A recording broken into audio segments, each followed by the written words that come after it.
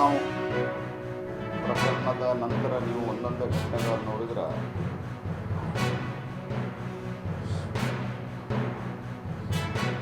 ಆ ಘಟನೆಗಳಲ್ಲಿ ಯಾವ ರೀತಿಯಾಗಿ ಅದಕ್ಕಿಂತ ಪೂರ್ವದತ್ತ ಹೋಗೋದಿಲ್ಲ. ಯಾಕಂದರೆ ಯಾವ ರೀತಿ ಕಾಶ್ಮೀರದ ವಿಷಯದಲ್ಲಿ ಅವರು ನಡ್ಕೊಂಡ್ರು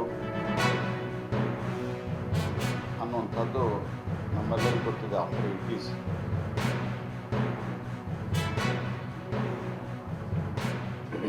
ಅದಾದ ನಂತರ ಮಾಲೇಗಾಂವ್ದಲ್ಲಿ ಆರಂಭಿಕವಾದಂಥ ಒಂದು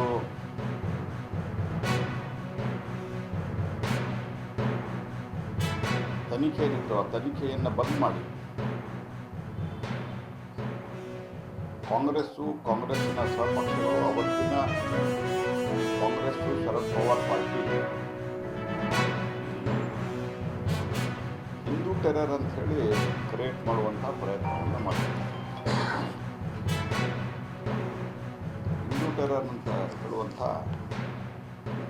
ಒಂದು ಪ್ರಯತ್ನ ಮಾಡಿದ್ರು. ಅದಕ್ಕೆ ಸಂಜೋತಾ ಎಕ್ಸ್‌ಪ್ರೆಸ್ಸು ಮತ್ತು ಮಾಲೇಗಾಂವ್ ಸ್ಫೋಟಗಳನ್ನು ಲಿಂಕ್ ಮಾಡುವಂಥ ಪ್ರಯತ್ನವನ್ನು ಮಾಡಿದ್ರು. ಮತ್ತು ವಾದವನ್ನು ಏನು ಕೊಟ್ಟರು ಅಂದ್ರೆ, ಆ ವಾದದಲ್ಲಿ